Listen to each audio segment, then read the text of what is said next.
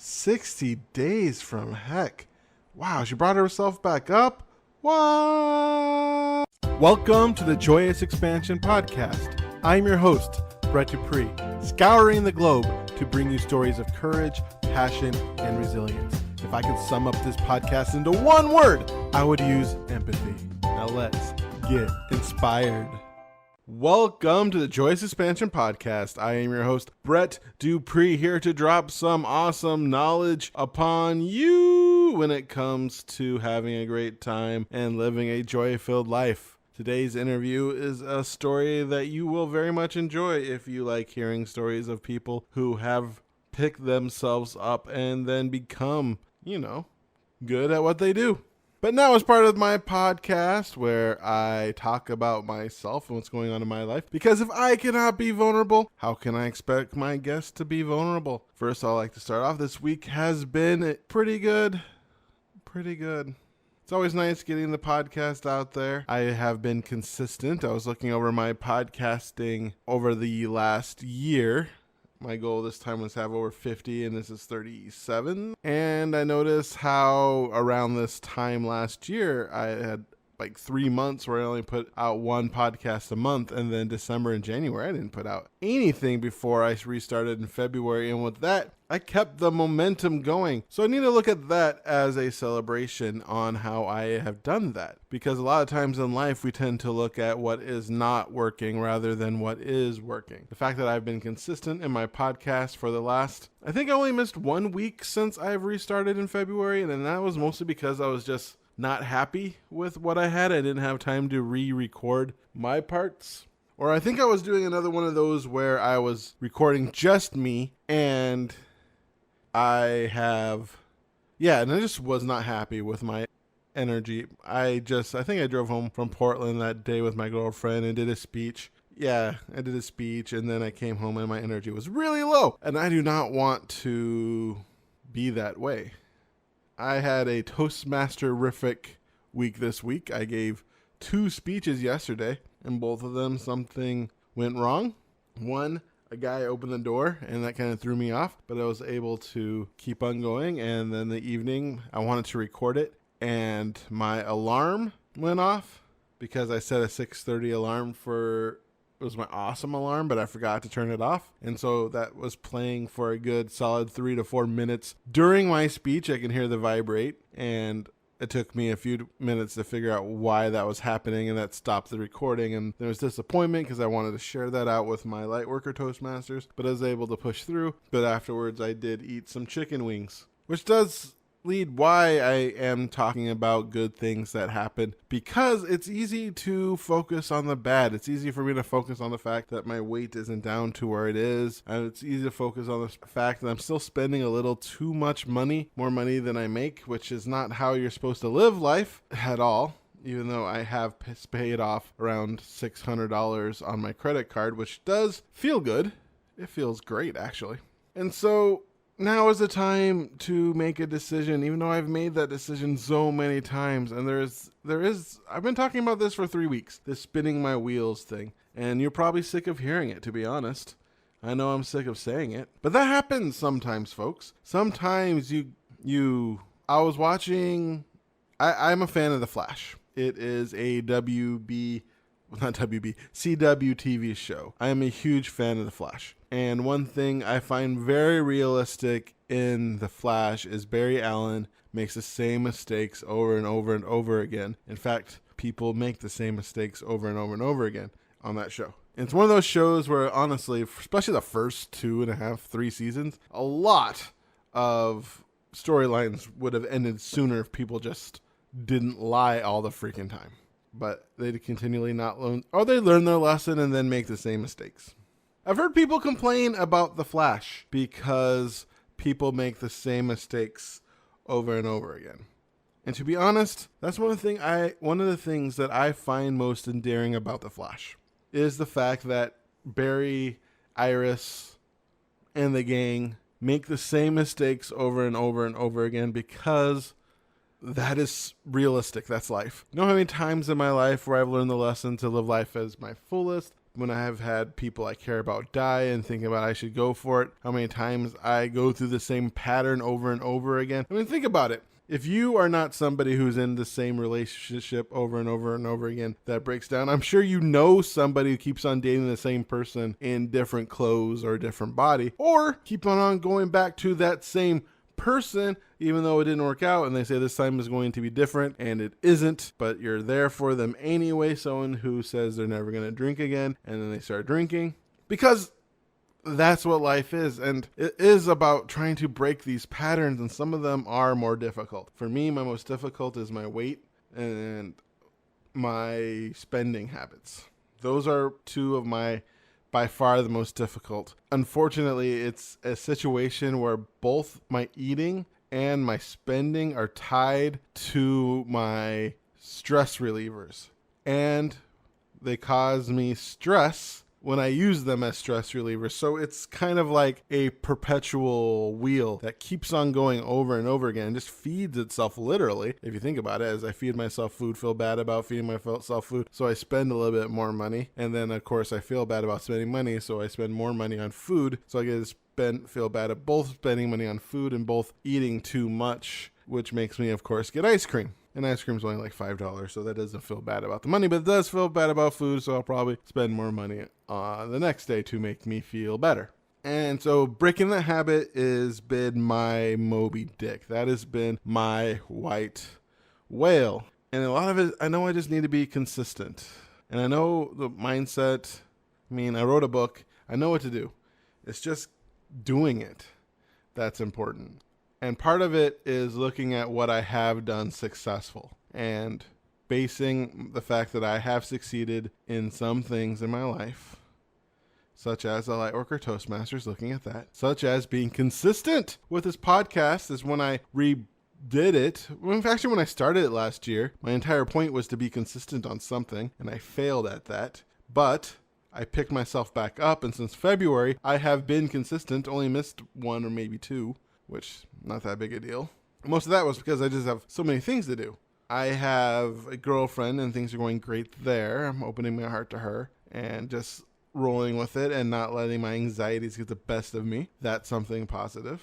Stepping up in other realms of Toastmasters, which feels good. That's a positive. Doing a good job at my work. Not doing perfect. I need to take a test. I'll set that up tomorrow. I've been procrastinating on it, but I am still liked and I'm doing well there. So I need to look at the positives to show that I can do it. Because that's what successes do, folks. Yes, you can learn from pain, and it is important to learn from pain, but you can also learn from gain, the things in life that you're successful. Because you want to build on your skills. You build on what you're good at, and look at what you can do to reinforce the fact that you can do it. Yes, feeling the pain of loss and failure is a good way to propel yourself forward if you pick yourself back up. But noticing all the times you have succeeded gives you the skills that you know you need to grow on and to build up even higher so that you can take things to the next level. And speaking of taking things to the next level, I have an interview for you folks. Today, the interview is with Amelia Martinez. Let me tell you something about her.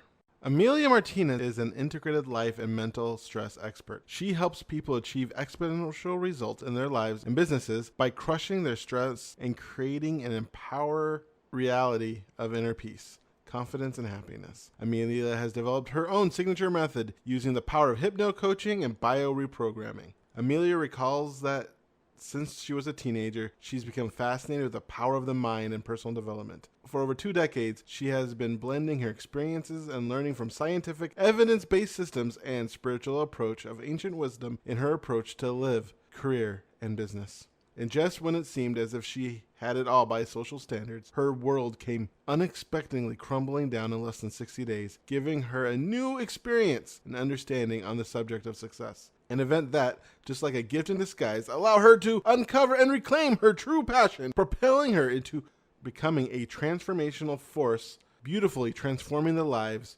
and businesses of many. And now, here's my interview with Amelia Martinez. Hello, Amelia, and welcome to my podcast.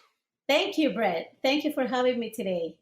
Looking over your bio, you seem to have a very interesting life. I think I've lived out loud, I would say. So, what got you started on your path? I think that desperation led me to my mission more than inspiration. When I was a teenager, I became fascinated with the power of the mind through some books that I found on my dad's library. And since he was a Mason, I was always trying to eardrop into his conversations. I became fascinated with it. But I realized that because my dad wouldn't talk about it, publicly, he would go on to do what he used to do. He was a military. I thought that personal development, the power of the mind, consciousness, and all that, it's something that it's only almost like for your own personal growth. It never occurred to me to be totally open about it, even though it was something that I pursue on the personal level heavily.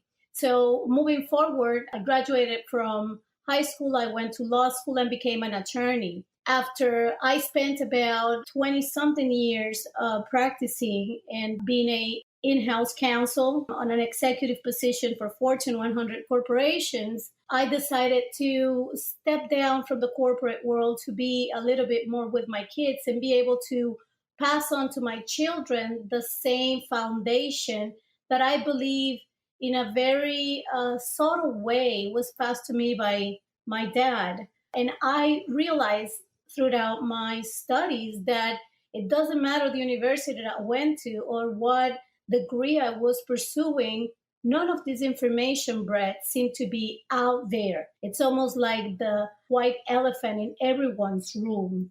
So I decided to step down and to do that and influentiate, if I could say that word, my children to be more in the knowing of what otherwise they would, I believe, even today, they hardly would find any of this information in any classroom. But in the process of making that adjustment in my life, and also understanding that I think that all those years, like I became a corporate counsel before the age of 28. And I mean regional counsel for a Fortune 100, overseeing all of their legal deals from Mexico down to Patagonia. I guess that some people probably thought that I was extremely smart. I never found myself to be in that category, even though I would love to. I really thought that what gave me that advantage was all this information that I was applying to my life, to my transactions, and with my clients. And till today, even though I closed many millions and $1 billion of transactions, none of my transactions ever ended up in litigation. People thought that I was being extremely careful, and maybe I was, but my care did not come from the clause itself. It came from stepping back before I put my pen on any legal pad, yellow legal pad in those days, and look at the intention. Look at what is it that was being pursued on the transaction. What is it that my client wanted? And most importantly, what was that they would fear will go wrong? And people would say, okay, you bring this because as an attorney, it's your job to be looking at what can go wrong. And even though I did not voice it out loud, I did it because that's when you start the process of healing those fears. That's what I did on my, I think that was the core of my practicing and my legal career. And I wanted to bring that kind of intention, anticipation, and energy alignment to my children. But something that I was not contemplating or expected happened, just like life itself. And I found myself overnight being divorced. My husband put the divorce, and before he did that, I guess he thought that I was going to be mad, or I don't know what he was thinking. I cannot know. He cleaned the bank accounts. We have 4 children, and my youngest was 2 years old. My oldest was 12. So I would say that for the first time in my life, I was being put face to face to everything that I thought I totally believed, that I totally practiced, and that I thought it was the basis of who I was. And here I was being challenged by life, That moment, Brett, I had to make a choice. And the choice is, what am I going to do next? Do I fight or do I focus on growth? Do I focus on moving on? Do I focus on rebuilding my life? Do I focus on moving on with my career? Mind you, I was already home. I was home for a few years, homeschooling and pretty much nurturing my children and creating a home for them. And I thought, in general, for my own marriage. First, I faced like a collapse in my mind from everything that I knew and everything that I was feeling in that moment. And I decided, with fear, I have to admit, to say yes to life. I said, okay, if this is what you want, then I will say yes. I think it was something that he was not expecting. My friends, my family thought that I was totally crazy. Mind you, my forte in my legal background was negotiations. And here I was accepting probably what may have seemed from a normal day to day kind of world that we live in today as the worst deal of my life. And I was not fighting back. I accepted absolutely everything, and I just walked out of there in exchange for me moving whatever I wanted with my children. That was my only request, and it went unopposed.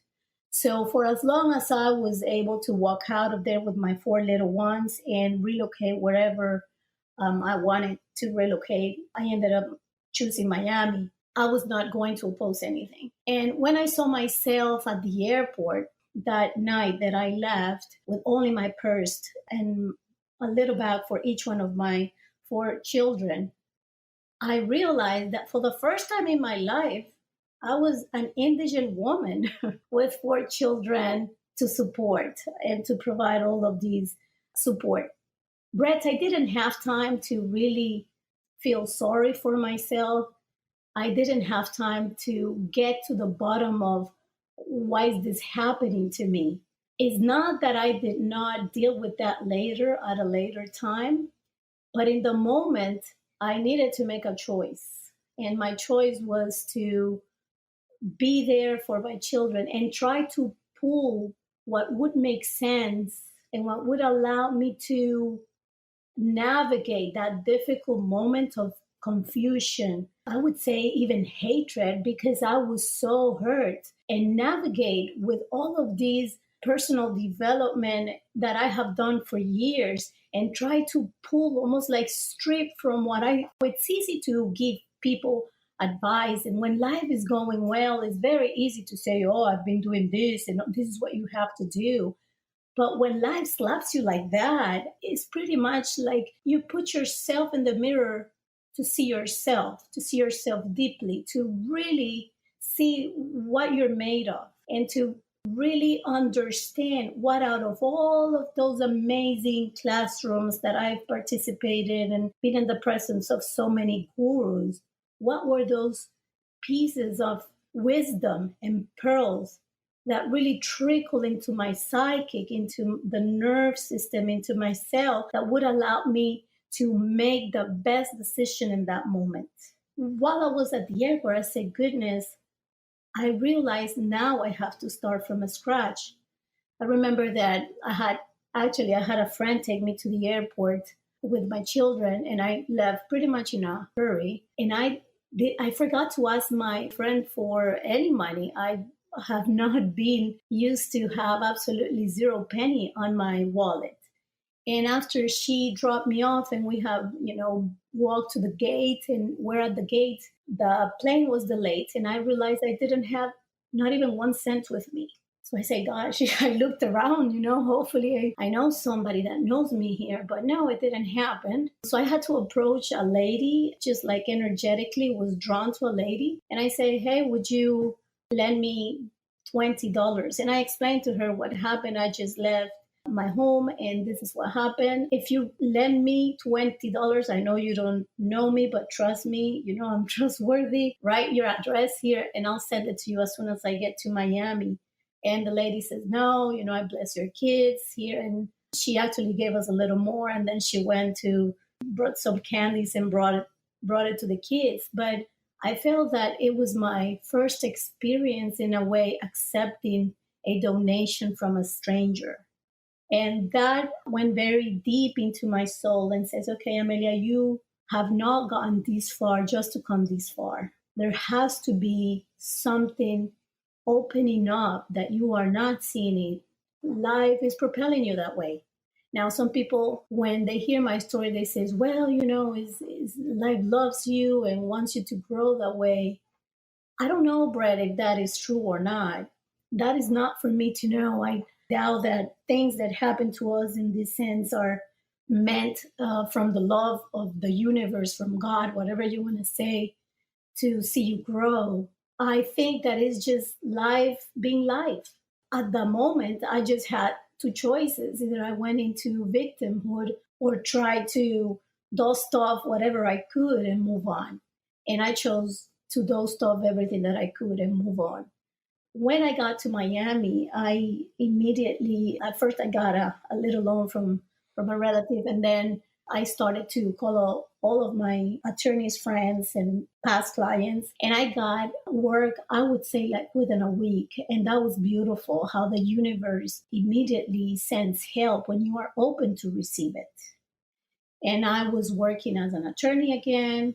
I immediately went and brought myself a computer. Mind you, I left without anything, like absolutely anything. I had to make it to Miami and go to a Goodwill because I didn't have anything for me or my children. I start working and I start billing very well.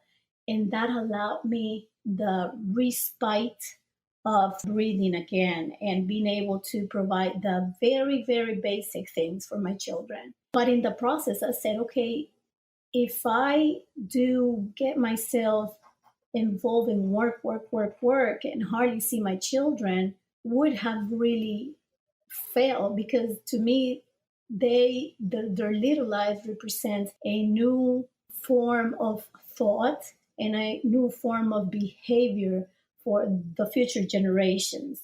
It's like my contribution to the next generation, trying to put out there 4 little seeds that can grow in healthy mental, emotional environment. So I said, okay, they need me more than anything. And then I saw myself again faced with the dilemma that up to that point, I have not been paid for anything in my life other than legal work.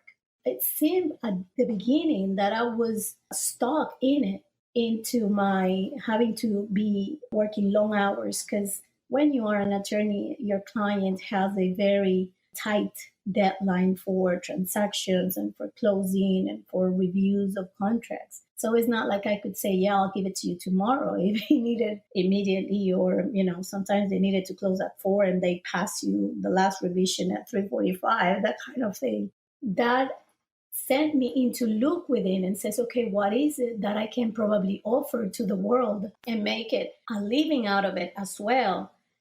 And that would allow me the opportunity to balance work with providing emotional and physical and present support here to my 4 children. And I have forgotten all of this work that I have done on myself. Like, to me, I have discarded it almost like if it's something that it was just for me and my family and me only. But when I start like making a little list for the first time in my life, I said, okay, wait, I think that my forte has always been in the mindset and the understanding of this other realm that far surpasses the academic. And that's how I started to talk to my clients and tell them that I was going to pretty much burn my bridges as an attorney. And I was going to transfer my legal work. And from there on, I was available to them as CEO whisperer or mentor, coach, consulting, when it had in everything that had to do with the mindset and the pre-preparation for their transactions versus the legalese work itself. And that's what propelled me into the world that I am now today and the path that I am today. And I have to tell you, I absolutely happy and honor to be able to contribute to transformation and to help people in their businesses to have more meaningful and more balanced life. So I love what I'm doing, and I think my children are enjoying the flexibility that now I have also in what I do. So what are some of your favorite success stories you've had with clients? Oh, I have fantastic ones. Most of my clients, like kind of hinted at earlier, I would say 99% of my clients are entrepreneurs. They come to me, most of them, because of fear. Fear and stress is something that I have gotten a good hand on when you put it together with businesses. I have one amazing client that came to me and says, you know what, I have been working too long hours, too many long hours. He has some aesthetic clinics all around Miami. He just wanted to be able to ditch their stress. He not only worked long hours, when he came to me, he says, you know, I've done the retreats, I've read the books, and I know what I have to do, but for some reason, at the end of the day, I feel this anxiety inside, this stress that pretty much is pulling the juices out of what I'm doing. I started to work with him, and what we found out is that, and he used a quote that is really cool. He said, you know, I just came from the dentist. And when I was at the dentist, I realized what you were doing. When you have a toothache, the tooth is sick.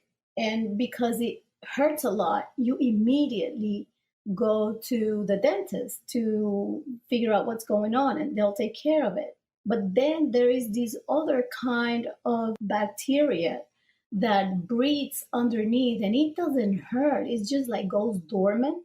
It will be years before you feel the pain, but by the time that you catch it, it's already too late. You have lost the tooth. What he explained to me is I have worked with what I understood were my traumas, and I have healed and have accepted the main things in my life that are very obvious.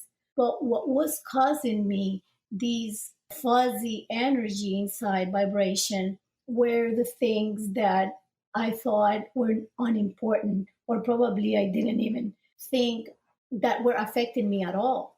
As a result, he went from working 6 days to working 3 days. Now he hired a more robust team. He has expanded. He's opening two more aesthetic shops here in town, and he has been nominated for as a board member for two very important corporations in the United States. Even though his work and his income has multiplied and his influence, his I would say his purpose has pretty much spread up, the level of stress has significantly reduced to a point that he feels the confidence to start taking with clarity new decisions and to see things that before he didn't see, that has allowed it to expand and to impact. And now on his free days, he goes to Haiti.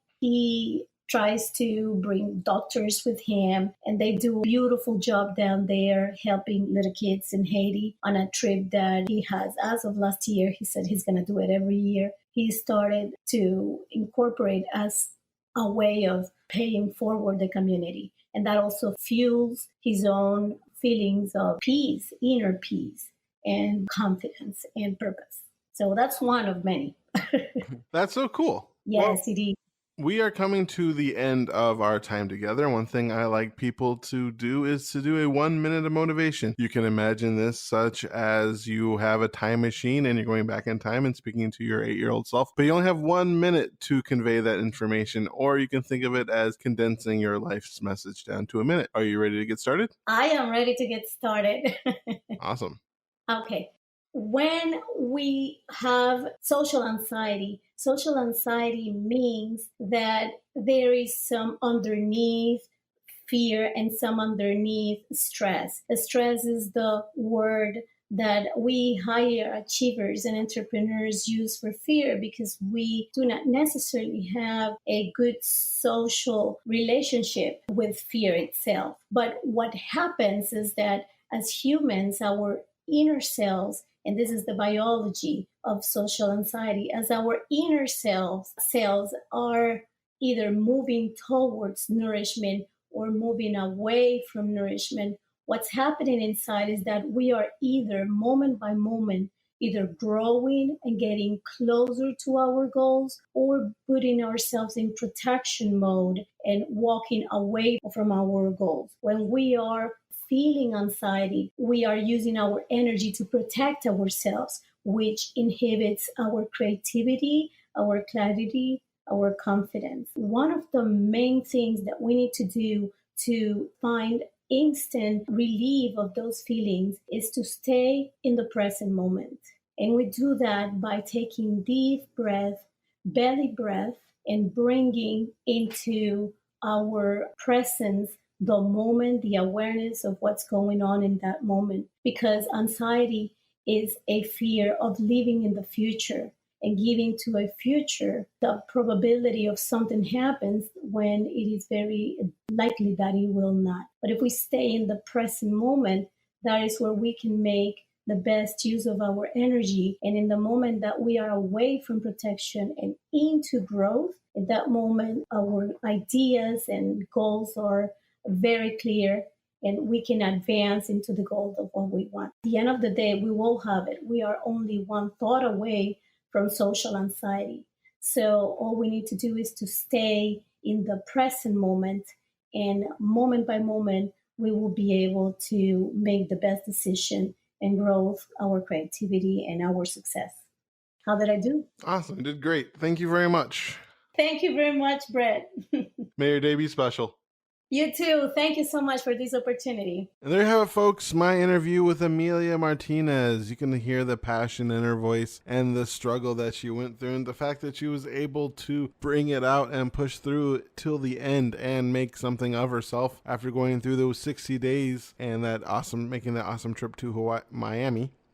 One thing that I really enjoyed was how she accepted help and asked for it. That $20 that she was able to get. And I was actually reading a thread today that talked about people giving other people help and then other people thinking that it's a scam. And it's easy to see that. I mean, if you can afford that $20, that helped change Amelia's life and set her on a course to make a positive contribution in this world and go beyond that, even to helping people make positive contributions in this world. So when you look at that person who is struggling to buy food or is begging for food, maybe, just maybe, they do drive a Mercedes Benz, or maybe they actually need help. And when we help them, that says more about us than it does about them.